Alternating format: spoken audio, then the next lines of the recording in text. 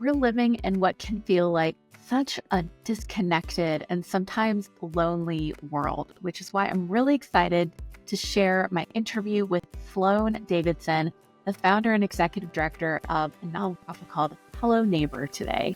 It's all about breaking down those barriers, especially for refugees coming in to our communities and making sure everyone in the neighborhood feels welcome and like part of the community. We're going to do a deep dive into Sloane's experience starting her organization, Hello Neighbor, and we're going to talk about everything on the table. We're going to talk about first budgets and CEO salary, and we're going to talk about some of the tips and strategies for getting something off the ground when you are starting with basically nothing, and how to grow an organization and have such an immense and deep impact for so many people in just a couple of years, because that's hard to do. Welcome or welcome back. I'm Amber Melanie Smith. I'm a nonprofit founder, social entrepreneur, and social impact YouTuber.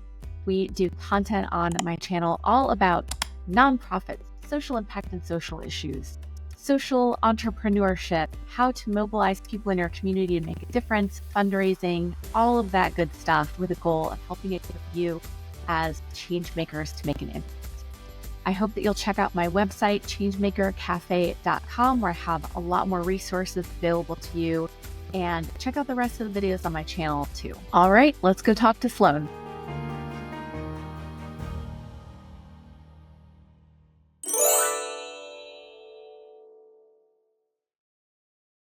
Sloane, it's great to have you on today. I'd love to hear a little bit more about your organization and your role. Thank you so much for having me. My name is Sloane Davidson. I'm the founder and CEO of Hello Neighbor.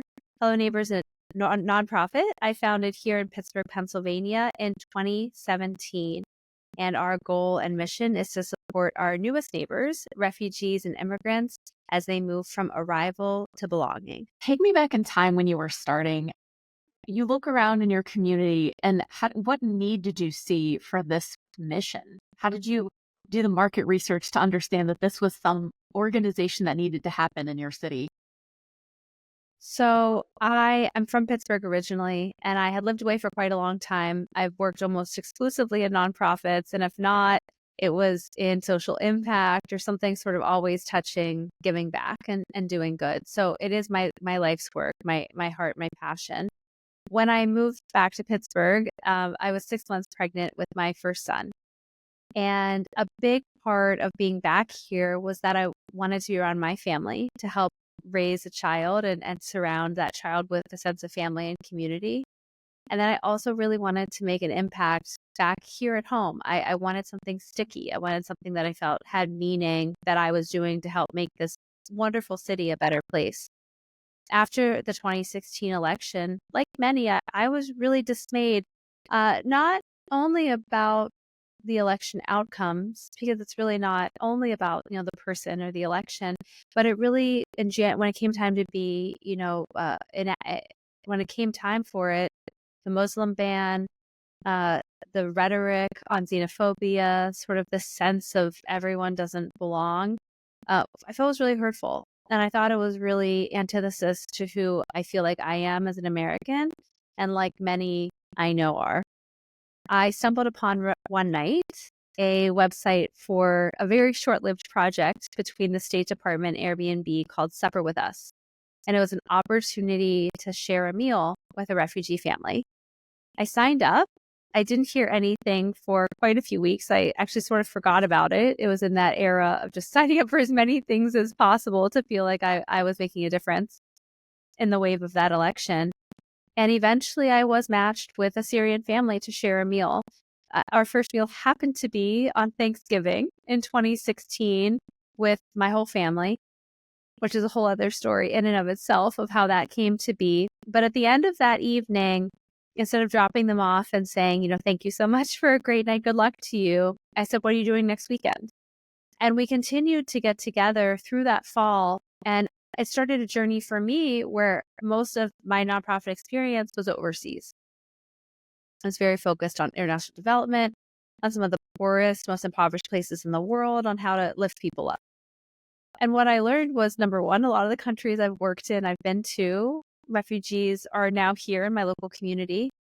and that refugees receive on average 90 days of initial support. It's not very long when you think about a new job, a new city, a new life chapter that you're going through. And I really wanted to know what happened at day 91. The Syrian family that I had gotten to know had been here about 6 months. And so my questions kept circling around, what do they need? What do they want? And sometimes it was just time together. We'd share meals. They came to my son's first birthday party. They came to a Christmas party and saw their first Christmas tree. They invited me during Ramadan to iftars. But sometimes they would need help reading mail. They wanted where to go to buy a birthday present for their daughter because they didn't know the difference between a Goodwill and a Macy's and a mom and pop shop. You know, it all looks the same if you don't know, and if you don't have a support circle. I started to share a bit about that story, and over again, people were like, I would love to do that. I would love to help a family that doesn't have a connection, that doesn't feel like they have friends, that doesn't feel like they have a support system. And I was convinced that it existed. I was like, this sounds like a great idea. This must exist. And I looked all around Pittsburgh. I started talking to faith leaders, to foundation leaders, started paying out of pocket to go to neighborhoods where I knew refugees lived. I started working part-time at our local refugee resettlement agency. And over again, people kept saying, you know, after that initial 90 days, it's really hard to be self-sufficient. And sometimes it is really lonely and isolating. Eventually, one local foundation said they'd give me a pilot grant of $30,000 to get started. Another foundation ended up committing $100,000. And so I started in earnest in late spring, April 29th, 2017, with a program that's a mentorship program. And it's like a Big Brothers, Big Sisters, but for refugee and immigrant families. So you're directly matching a Pittsburgher or a Pittsburgh family with a new neighbor, a refugee or immigrant family, to help guide and support you in your new life. And that was our first program that we started in the spring of 2017.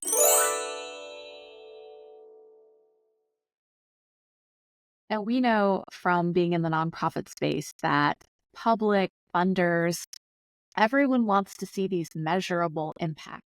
But as I'm hearing you tell your story, I'm wondering, how do you measure the impact of belonging? How do you know you're making a difference? So talk me through some of the ways that you assess for your unique mission. So we've grown a lot, I should say, over our now 7-8 years of existence. Where we started at one program, a mentorship program for refugee and immigrant families, we've now expanded, and just me, I should say, just me and my proverbial dining room table. We've expanded to a full-time team of 50 people. 50% have lived migration experience themselves. We have 12 programs that fall under 5 departments. And we have a really big impact in the community across those programs and across the whole county. We recently expanded to a neighboring county, and we also have a national program where we partner with other grassroots and community-based organizations that serve refugees and immigrants to help give them the support that they need, the peer support, in some cases re-granting, and other things to help them feel like they have a support system, like they can scale, like they can, be best in their local communities as experts. So we've looked at measurement a lot of different ways across our various programs. I think it really, does really depend on program and on funder. If you know one funder, you know one funder. But I would say that from our very first cohort of mentorship, I hired an external evaluator. Many of our early funders said that we were one of the first groups they've ever heard of to do program evaluation from day one, and what a strength that would be. So in our early years, I knew that the quantitative and qualitative data would take some time to build. It could take 5 years. And if you're starting from year 0, you have to start somewhere. And so we looked at a bunch of different types of measurements. Some of them were qualitative. How does someone feel at the beginning of the program versus the end? Do they have a stronger sense of belonging? What's changed in their life? And in some cases, it was someone who was so severely socially isolated because they didn't have a support system that they never left their home. They were almost like shut-ins. And for some of our success stories, it might have just been going to the playground or the library in their neighborhood. Like, that's a big success for people. And some it was adventuring all over the whole city.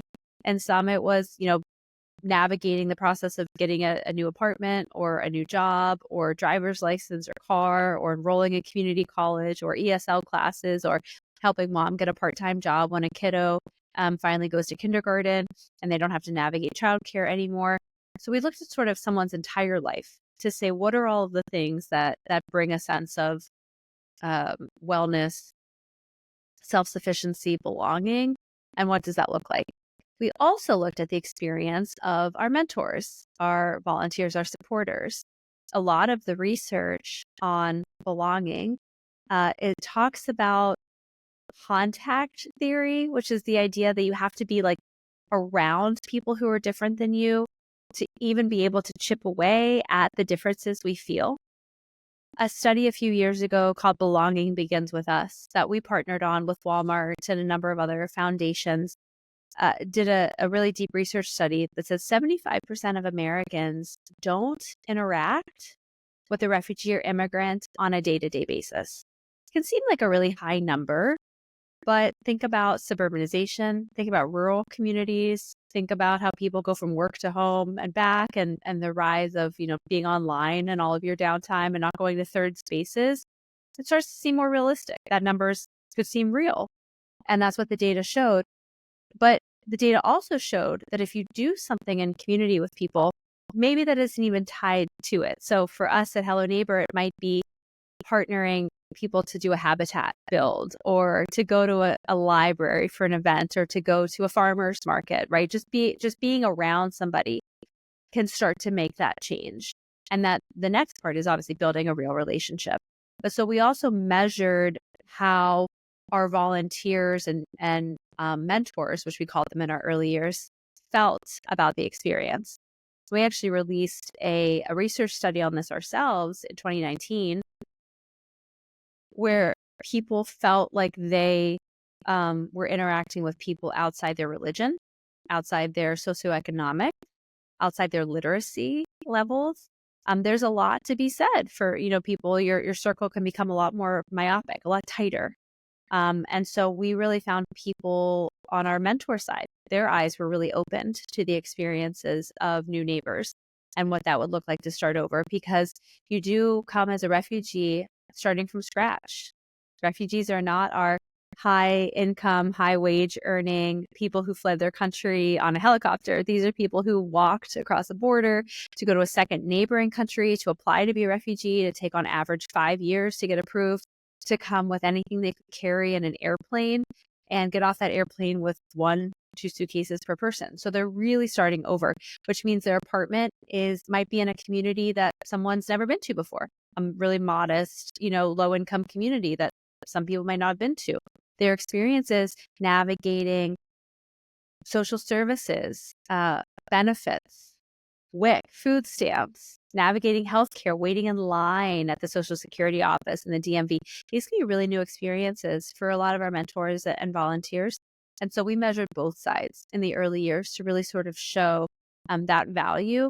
And we told a lot of stories. I told a lot of stories. So I'd gather a lot of stories and tell those, because when you don't have all the data yet, but you're getting it, you can also infuse it with really powerful storytelling. And so we did a lot of that in our early years until we sort of felt like we were gaining enough momentum and enough years of programming to be able to start to show maybe some other impact areas. Program evaluation and data collection, I think, can be really scary for nonprofit founders, just like fundraising can be. But if you're going to lead a nonprofit, you have to get comfortable with the parts of your job you don't like. That's just the way it goes. You can't just hire out for the things you don't like. I don't believe that to be true. And so you have to get comfortable with those things. And so I've never shied away from the challenges of fundraising, from the challenges of program evaluation, or anything else, I guess, that really comes on the nonprofit founder journey, because I feel very strongly I have to know all of it before I could let go of that Lego and spin it out to someone else.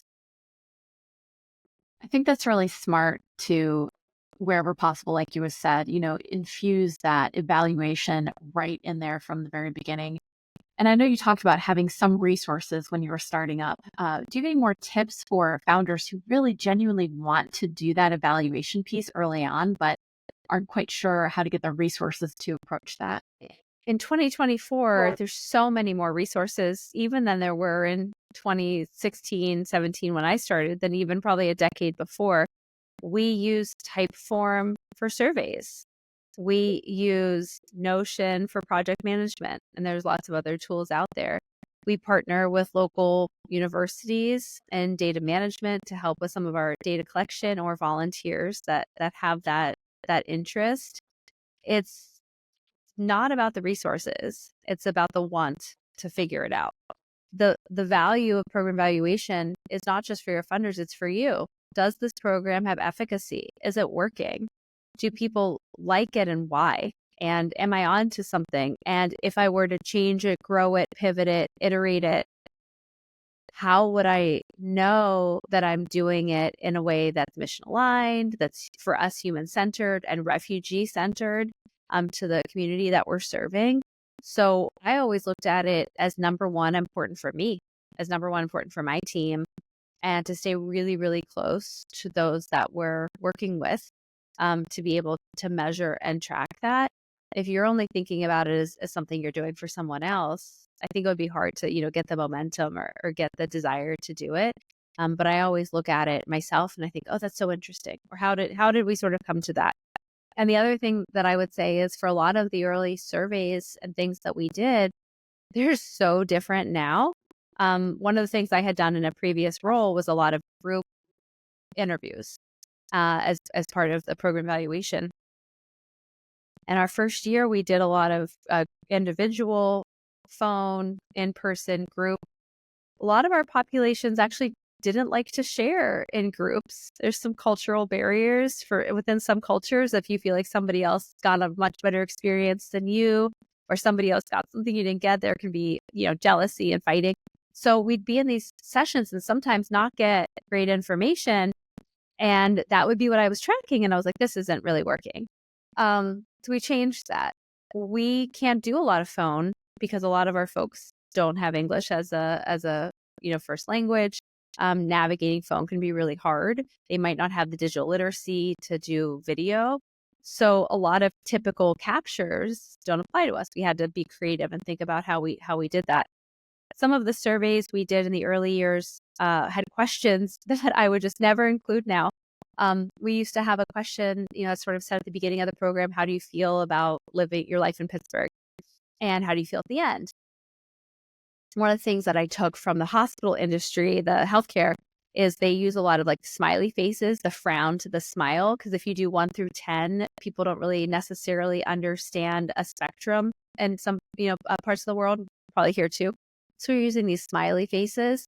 And one of our cohorts, that's how we ran the mentorship program over a series of 6 months. Some of the cohorts, people would have this very different feeling at the beginning or the end. And I was like, what's going on? And then I realized that for one of our programs, we started on a February cold and rainy Saturday, and most people take the bus to get there.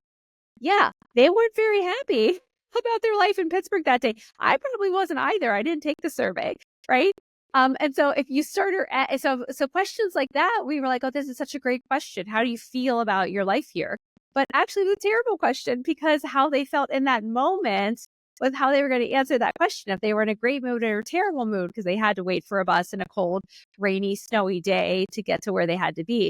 So we really had to think about it. But if I would have obsessed over everything having to be perfect from the beginning, you wouldn't start. You'd be like, it's too hard. So I think I often say start by starting and then figure it out as you go. And the last thing I would say is, none of our funders, I feel, all these years later, no one's out to get us.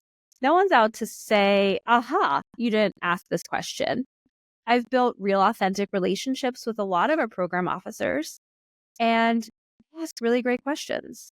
I'll take them something that I'm building and, sometimes, and say, what do you think of this? Does this work? How do other nonprofits in your portfolio do this? Can you connect me with somebody else? Do you know somebody who's really great at program evaluation?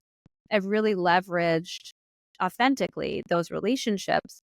But even when we first started, none of the funders expected us to have a wealth of knowledge. We were in our very first year. our second year, our third year, our fourth year. So I think it's really important for people starting out to like not compare themselves to an organization down the street that might be 100 years old. That's not you. And so really thinking about like, who is your competitive set and like, what does that look like for you, has been really helpful for me in terms of scaling and growing the organization.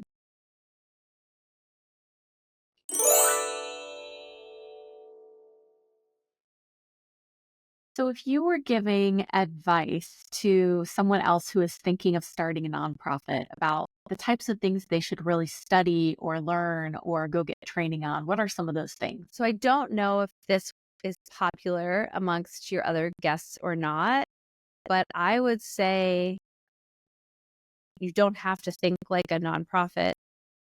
You have to think like a business, and then you add on what a nonprofit is about, which is, a purchase is not an item, it's an emotion. You're giving a service directly to somebody. And there's heart and there's emotion and it's hard, and you have to raise all of the money every single year. You don't, get to carry over profits, and it's a very different business structure. But when I was first starting, I looked at a lot of startup principles. What does it take to start something from scratch? Didn't matter to me necessarily. And I think that is some of my advice, based on someone's experience and what they're thinking about. But I've gotten some of my best advice from startup leaders and then had to tweak it and change it to fit into a nonprofit mold. But thinking about a program, thinking about staffing, thinking about really fundraising, a funnel is a funnel. It's a sales funnel. If it's building clients for a program, if it's funders, thinking through challenges, thinking through funding challenges. So I really think it's up to the individual person on their background and what they know and what those gaps are, and applying it to a nonprofit structure. Now, there's lots of things that I don't think are the same, but I often said in our early years, I really respect big brothers, big sisters, but I didn't look at them as like, how did you do that? Because they're 130 years old. The story is fascinating. I mean, I was a court reporter that started it and sort of how it gained steam and how it became what we know today, being across every state and all these chapters. I read the history. How did they get there? So interesting. But I align more with Duolingo, which happens to be in Pittsburgh, based in Pittsburgh and in the neighborhood where my office is. But I knocked on their door and I said, how do you think about growth? How do you, and we don't have an app. I don't have engineers, but I learned a ton from a really kind project manager who said, here's how we project manage. Here's how we think about projects. Here's how we think about this. And I constantly would give the advice of get mentors, ask for advice, ask people about all sorts of things. People really like to talk about things that they know, and give them an opportunity to do that. And then, of course, you have to take into consideration how it fits your mission and the work that you're doing. So I don't think any two learning plans are the same. I've gone to an immense number of webinars. I've done an incredible amount of leadership development seminars and programs. I've read extensively on all kinds of business. I listen to podcasts. I watch YouTube videos. I've done master classes. I've done all of those things in different parts of growth, none of it all at once. So it's always like, I need to figure out this thing.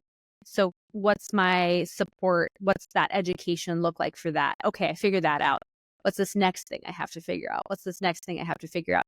And sort of continuing to build that library, that mental library for myself over time. Some of the biggest challenges I see from nonprofits starting that are part of the Hello Neighbor Network, where we're supporting refugee and immigrant organizations. All of our members are grassroots. About half have 1 to 10 employees, but most of them have 0 and all volunteer, and a few of them have over 10. So I see the hardest parts really can be around program development, program evaluation, governance, board development, fundraising. And then probably communications, marketing, those how you tell a story. So those are fairly general buckets. Some are very specific to nonprofit, like board development and maybe governance, but some of those others you can learn a lot. I would highly recommend people to follow on social media people that they think run good accounts. It can be content creators, it can be other nonprofits, it can be other leaders. Like, who's doing a really good job, and watch what they're doing, and who do they follow, and who do they talk about, and what books do they recommend, and then how you can absorb that information. But ultimately, it really is up to the person. I'm a self-described info junkie. Like, I love information. I've never met a piece of paper I didn't like. So if you give it to me, like, I want to know it. That's me. Some people are like, I couldn't be bothered, right? Like, I can't read a book. So watch an 18-minute TED Talk. I can't do that. So read the transcript. But like, you have to be I believe you have to, as a founder, have a sense of curiosity, intellectual curiosity, and curiosity in general about the population you're serving, to stay on your toes, to stay nimble, and to be willing to be wrong.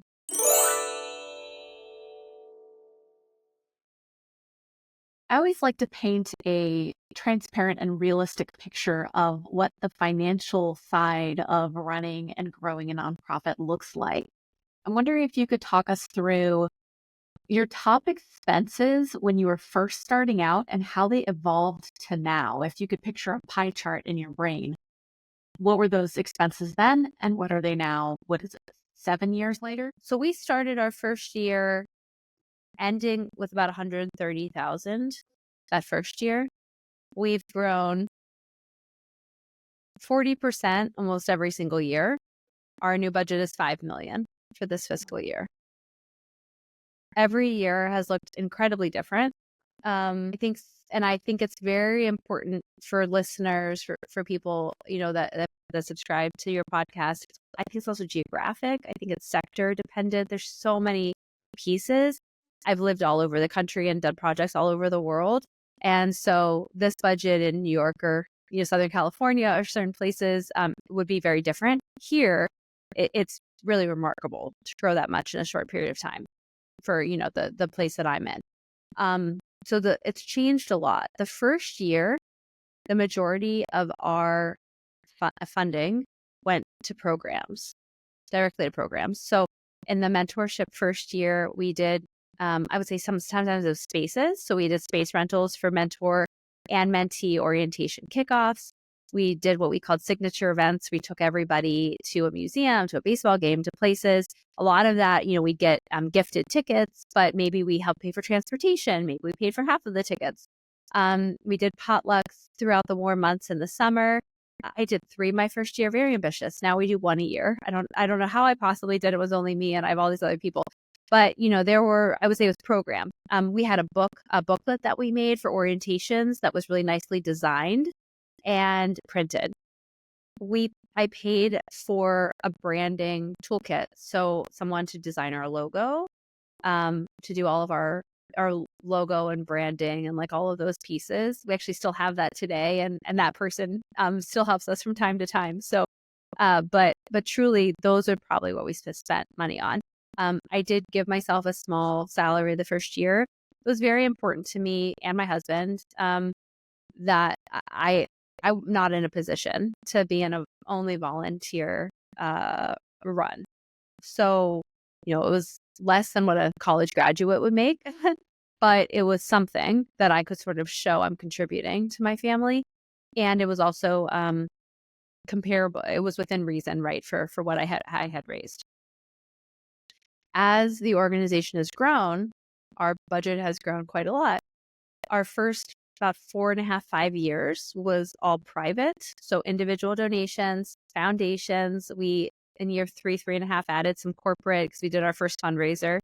That's how long it took me to do a fundraiser because I was so heads down in programming that I just couldn't even fathom doing it.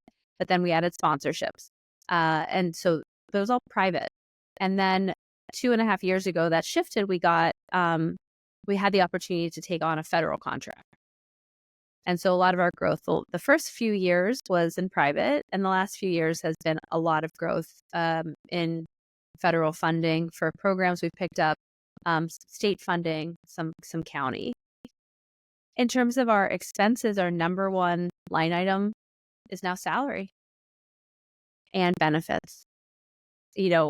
We added when I hired my very first employee, it was the end of the first year we were in operation, and I was ready. Like I felt like I could do it. I was like ready to take on one person. I knew nothing. Like I had to find a payroll system. Like I remember interviewing her, and she was coming from a real place of employment, and she was like, "You have health insurance, right?" And I was like, "Absolutely." He was like, "Sure." So I had like a month. I remember it was over the holidays. I hired her in like December. She's going to start in January. And I was like, well, I only have this amount of time to figure out how to get health insurance and to get a payroll system. I had a bank account and like all those things. But, and we were fiscally sponsored, which hasn't come up yet in our conversation. But I would 100%, 110%, 500% recommend everyone to fiscal sponsor at the beginning. Do not go through the pain and suffering of filing unless you know for sure that your organization is going to work. Spend all of your time and energy on programming. Spend barely any on the governance. That's what your fiscal sponsor does. You give them the money, you pull down from it. They run your financial and audit reporting. They do all that other work. So all of my energy the first few years was on programming. But anyway, back to the story of the health insurance. So I only had a month to add health insurance. I did by the time she started. Now my health insurance premiums go up 10% a year. Minimum, usually. So my number one expense is salary and expenses are fixed costs. I had co-working space the first few years, like little desks. Like I would take my stuff to this little desk, and then we had a little room, and then we had a slightly bigger room. We still rent. I don't own a building, but I have 2 full floors, a storage unit, and an 18-person passenger van that we bought in a campaign 2 years ago. So we have some sunk costs that, every single month they're going to happen no matter what. Our second largest expense that I do want to mention for us in the refugee space called DCA, other groups probably use this too, direct client assistance. So we're responsible for a lot of things the first few months of a refugee's experience here in Pittsburgh. We help pay for rent the first few months. We help pay for bus passes. We help pay for groceries. We help pay for furniture to get their apartments set up. We help pay for transportation or any clothes people need for job interviews or to get their first job. We pay for a lot of transportation for people going to medical appointments. Some of this is gifted in kind. Some of it is matched money we have to raise. But our number 2 expense definitely is the money that is just turnaround money that we go and give out. So we get that money and we have to turn around and give it directly to those clients. And that's absolutely our second highest. Just a quick interjection here, because I would love to take a moment to thank our video's sponsor, Click and Pledge. Click and Pledge is a comprehensive fundraising platform that's just perfect for organizations who are in that startup phase and are looking to grow. You are out there trying to do good, you're trying to grow your impacts, and you need a fundraising solution that is going to grow with you. And that's what Click and Pledge is all about. They have a ton of robust features, including text to give, where you can invite your donors to donate through text, peer-to-peer fundraising. You've got their video fundraising feature where you can invite your donors to donate through a link that's placed directly on the video, so they don't have to go off on some other screen to make a contribution. One of my favorite features that Click and Pledge has is their personalized donor thank you messages and videos that you can send to really help donors feel like you see them and you are so grateful and acknowledge their gift. And of course, all of their integrations with other platforms out there like Salesforce, so you can combine your other elements of your program evaluation or volunteer database with Click and Pledge as well. Here's the thing. Some fundraising platforms out there charge based on how your organization grows, but not Click and Pledge. Click and Pledge has one flat fee that you pay no matter whether you're a small organization or a large organization. There are no contracts involved, and all of their features are available for that one cost. I hope you give Click and Pledge a chance. Go ahead and scan the QR code that I'm going to show up on the screen here, and you will get a month free. If you want to learn more about their features, you can also schedule a demo, and I'm going to leave the link to do that below this video. Thanks again to Click and Pledge for sponsoring this content.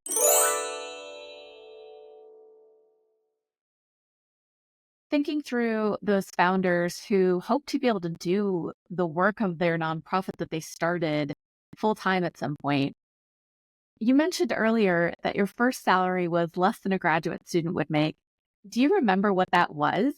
And were you the first hire for your organization, or was there someone before you? No, I'm the founder. So it was only me piloting the program that first year. I paid consultant contractors. Like I mentioned, I paid someone to do the branding toolkit for me. I paid an external um, program evaluator to do some work for us. But the first year, my salary was $12,000. Wow. Yeah.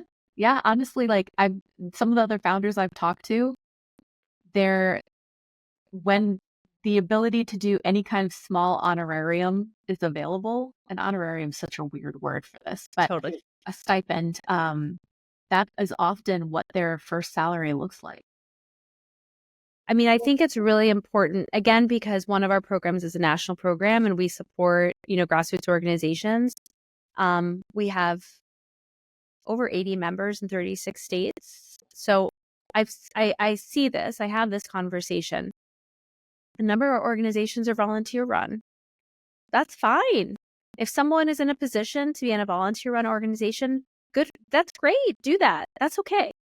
And that can be from wealth. That can be from missionary, a religious calling. I mean, there's lots of reasons, right? And it absolutely has to be based on the amount of money you're bringing in. My first year, I raised around $130,000 and was able to pay myself 12. That felt right. That was about 10%. Um, I mentioned this, but it needed to be something to be able to show my husband, and that my family that I was really committed to making this work. I should mention that I started this organization in my late 30s. So it's very different for people at different life stages. I had my first child and then started Hello Neighbor and was in a very different position. So I had worked, I had saved up some money. I'm lucky that I didn't have a lot of debt, student loan debt or credit card debt, and that I have a partner that we can share the highs and lows of financial journeys. There have been parts of our financial journey where I was the lead wage earner and he was changing careers and doing something different. And this was sort of my turn. But we had that conversation: what cuts, what changes, what does this look like? How long will this go? What will it look like to get back to quote unquote a real salary? And what does that look like? In the private sector, I could make 4 times more. I mean, if you're a CEO, if you're an executive director, if you're a leader, if you run a budget, you run a team, you could do that in a lot of different places. I could also work at a much larger nonprofit. I see roles sometimes posted. You don't even have to be the CEO. You don't have to take on the burden of being an executive director, and I could get paid a lot more. I do this because I love it, because I really feel like it's where my heart is. But it really has always been important to me that in the journey of growing Hello Neighbor, that it also did match my own salary because, again, I have a family and a mortgage, and it's important to me. I've also, do feel strongly that your highest paid person should be the leader.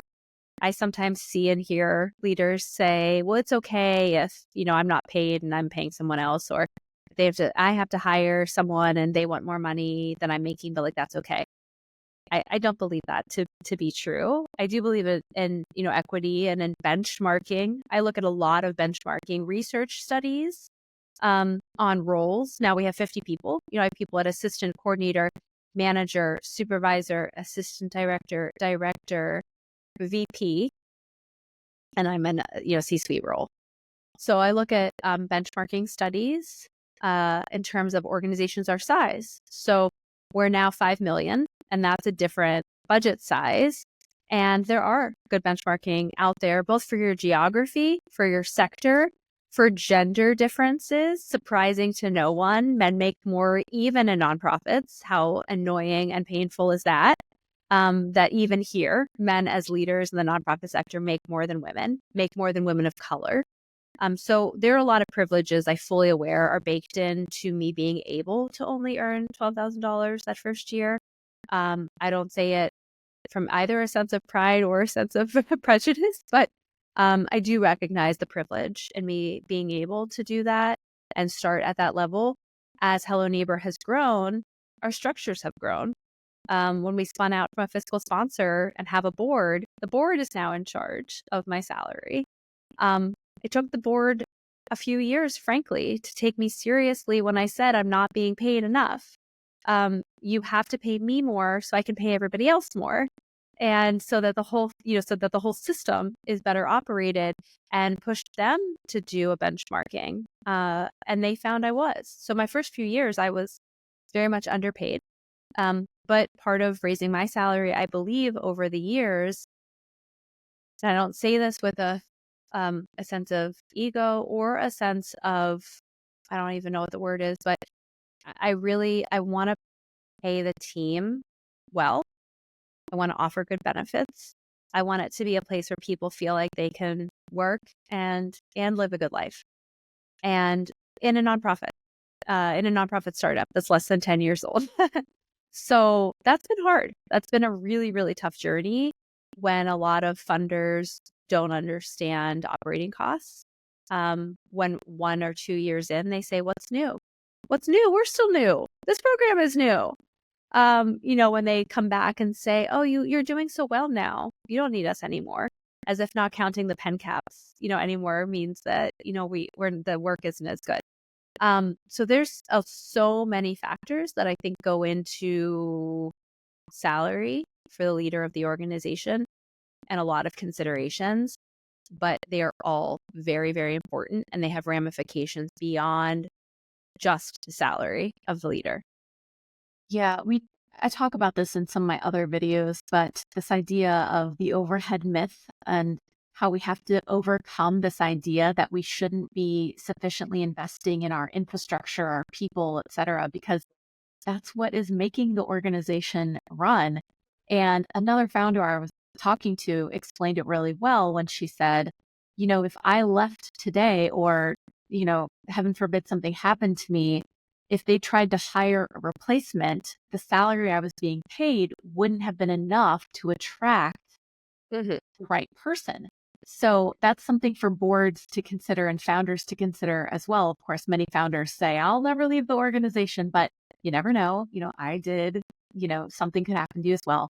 But you have to prepare your organization to be able to hire someone with the right skills and experiences, which means you have to pay competitively. And that starts with you, founders. And it's a really, it's a tough balance. It really is. It's a tough balance in the sector. It's a tough balance with funders. They call it a nonprofit industrial complex for a reason. There's a lot of industrial complexes. There's a lot of flaws. The nonprofit sector was created because we weren't, the society and our country wasn't treating people well, had systemic racism, was oppressing people. Like, there is a reason why nonprofits exist. And to some extent, I've had to get comfortable being uncomfortable with how this whole sector operates, and yet do it anyway.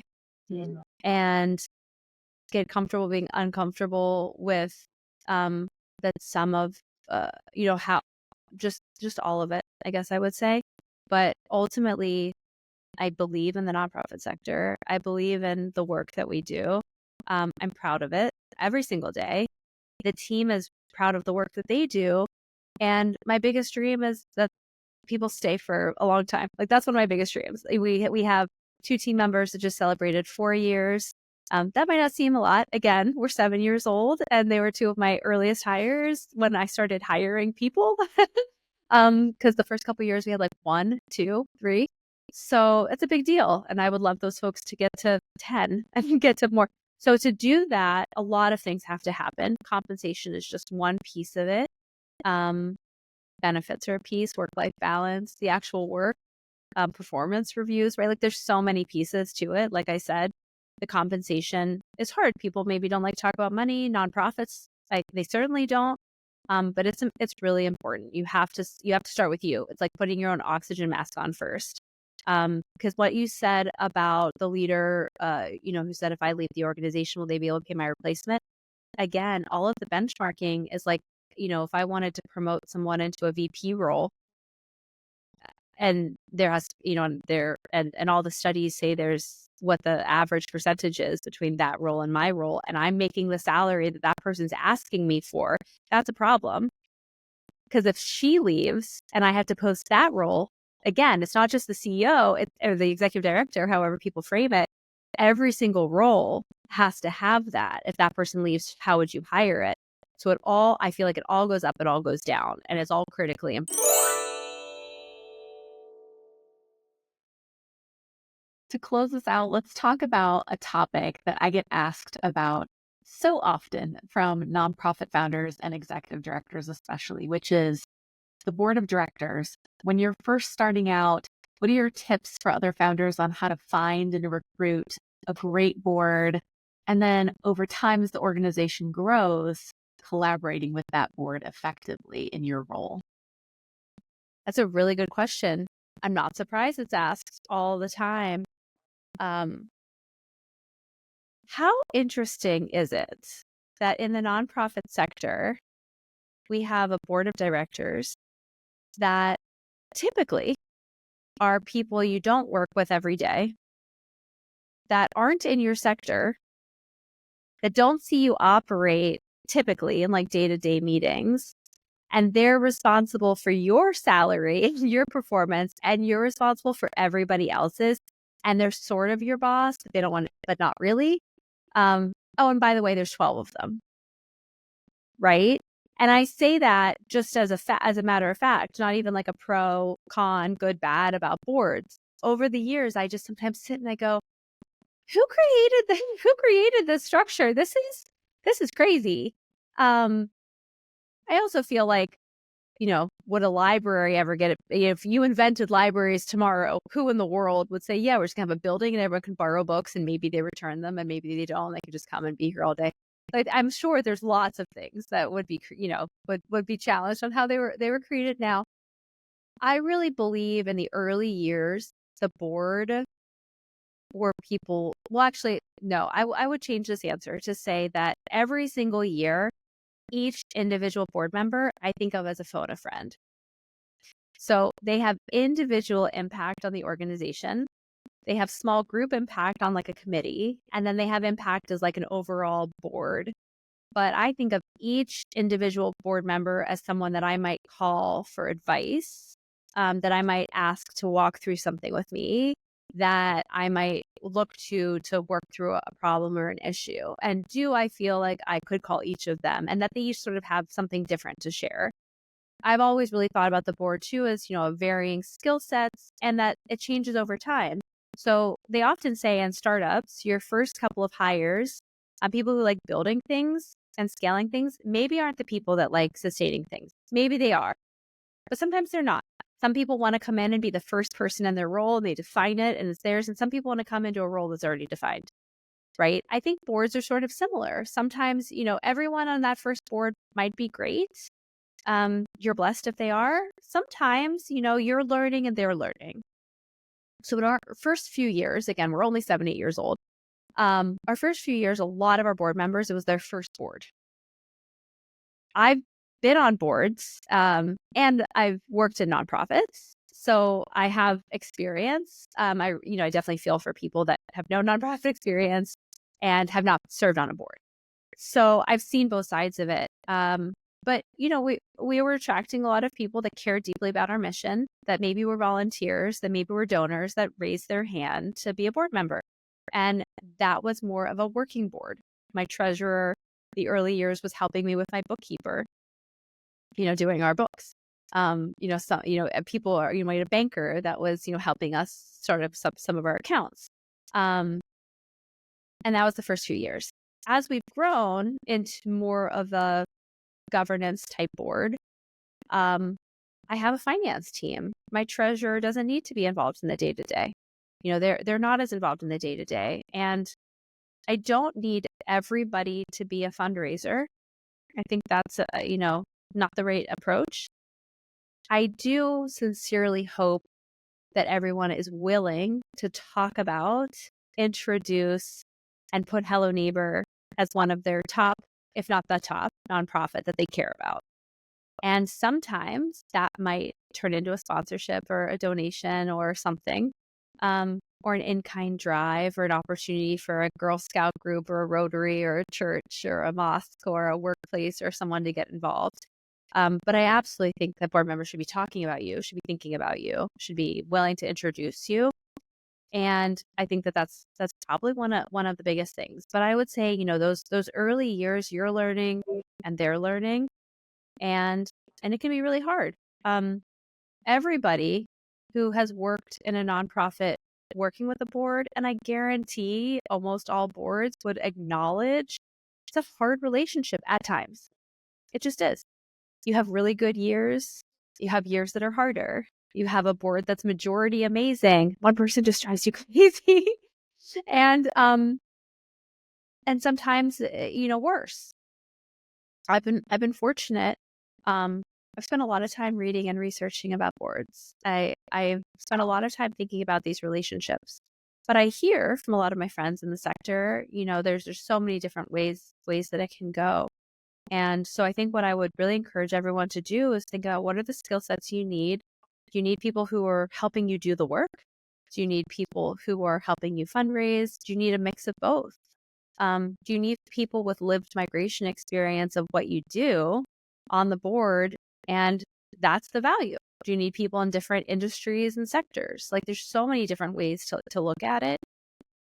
The biggest change that's happened the last couple of years that I'm really proud of, that I would share, but again, this took some time. I don't think any of this happens overnight, is that we want someone to have some kind of established relationship with the nonprofit before joining the board. I know this might sound like, yeah, duh, obviously. But if you only have a few years under you and someone raises their hand or they sound amazing, your board might be like, this is a great person. And you might too.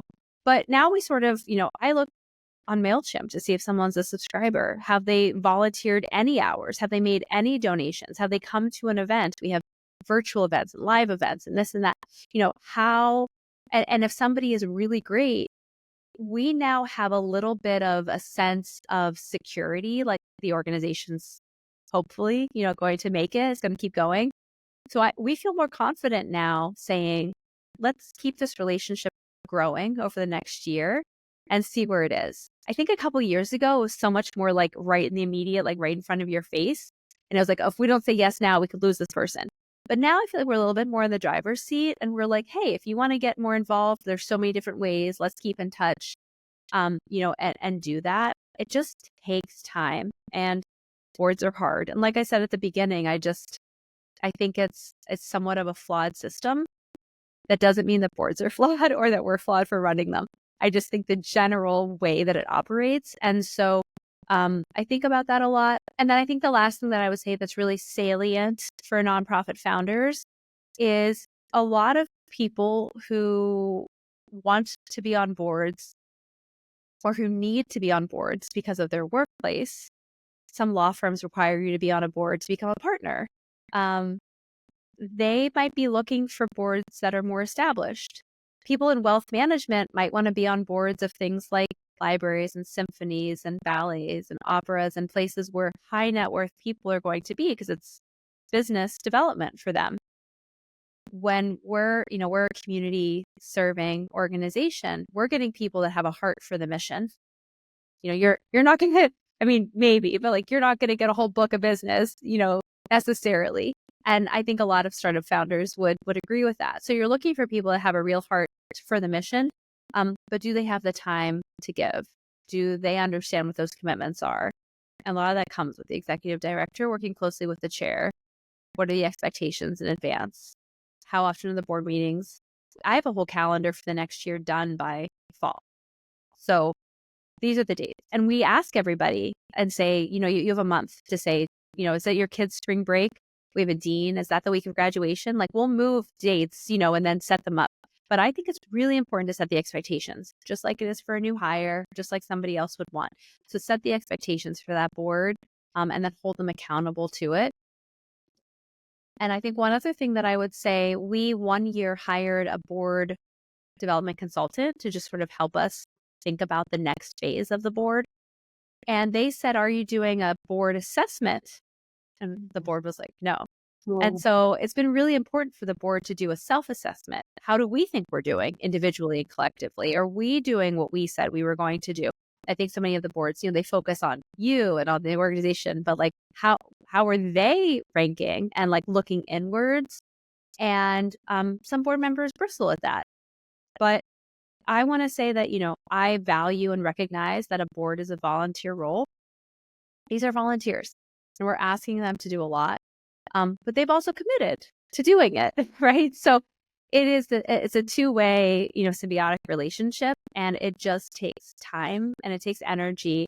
And I think as founders, you can't shy away from that. It's just like fundraising, just like program evaluation, just like the rest of it. It's a really, really important part of the job, and a run board that supports you in your decisions makes a world of difference for that year of the nonprofit and hopefully for beyond. But it's a big, big difference when you really feel like your board has your back. And yeah, I think that's what I would say about boards. Yeah. Yeah. Well, thank you so much for all of your time today and sharing your stories, and a lot of really honest insights here that I think are, very important for us to talk about here in the nonprofit sector in the world. Thank you so much, Sloane. Thank you so much for having me. I have to say, I really enjoyed Sloane's ability to take a nuanced approach on all things nonprofit. These are some of the conversations happening in the sector, but honestly, they don't get talked about enough. I hope you enjoyed that. Feel free to leave your comments and your thoughts about what Sloane was sharing below this video. I'd love to carry on the conversation in the comments with you. Once again, if you're looking for more resources, check out my website, changemakercafe.com. I've got my videos neatly organized there. I have my Changemaker Accelerator program and all of that stuff. And of course, our newsletter, Changemaker Mondays, where I send out weekly tips and strategies and sometimes funding opportunities for those to start a nonprofit or grow their impact and do social impact projects. So be sure to check out all of those good resources, and I hope to see you in the next video. Bye.